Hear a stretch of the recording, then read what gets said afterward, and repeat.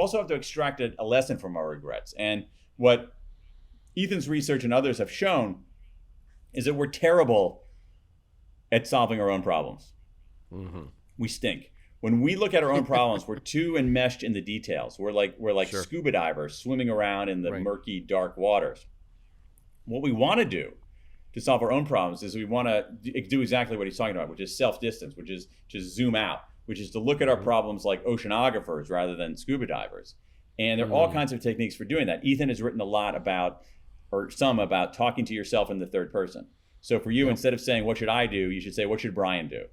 Andy Grove, the former CEO at Intel, famously said when he was trying to make decisions, he said, okay, what would my successor do? All right, zoom out and think about somebody else. I'm a big fan of thinking about making a phone call to yourself, to the you of 10 years from now, and asking that person for advice, because I think that person has your best interest in mind, and that person actually we can make a pretty safe bet what that person's going to care about. And my favorite decision-making tool of all, it works for almost anything. It works for buying a house. It works for choosing a business partner. It works for everything, which is essentially to say, if you're stuck on a decision, ask yourself, what would I tell my best friend to do? I've had so many instances where people come to me and they say, hey, Dan, I can't decide what to do. Oh, I'm thinking about this and that and blah, blah, blah, blah, blah, blah. And I'm like, okay, all right. What would you tell your best friend to do? And they say, oh, I'd tell her to do blah, blah, blah, blah, blah. And I'm like, yes. Yeah. No, that's great. You've touched on a nerve there for us. We have about 20,000 clients in our coaching program. And we have hundreds of these coaches that work here in Carlsbad this is what we've been doing, business coaching for decades. And what we often find, and that's why I love about the self-distancing, is our coaches will say, my client has all the answers inside them for themselves. They just can't find it. And when we do this, that's one of the things we'll ask. Okay, so let's say your best friend in the office is struggling with this. What would you tell them to do? And, it's amazing when you pull it out of them. It's like clear as a bell, write it down. They feed it back to them. They go, that's brilliant. Well, it is brilliant, and it's also the answer you need the most. So that's fabulous. You're right, and that's why we need each other. We need interaction. We need connection. We need all these things, and it's a powerful thing.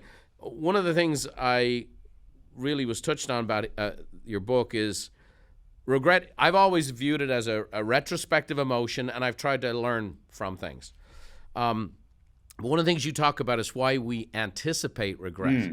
That is I think there's a big key there to this whole thing. Why is it we actually anticipate the regret before it happens? Well, that can be a healthy approach, to try to anticipate our regrets and avoid them in the future. That's actually can be very healthy. The problem is that we don't do it all that well.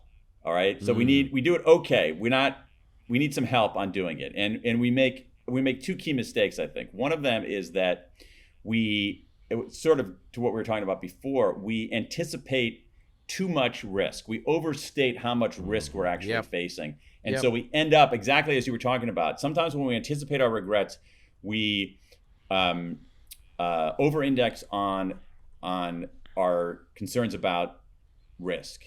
An interesting example of that, weird example of that is if you think about multiple choice tests, people switching their answers on multiple choice tests. So let's say you're going along, you got number 14. It's like, okay, I think the answer is A. So you put an A, and then you go further along in the test. You're like, wait a second.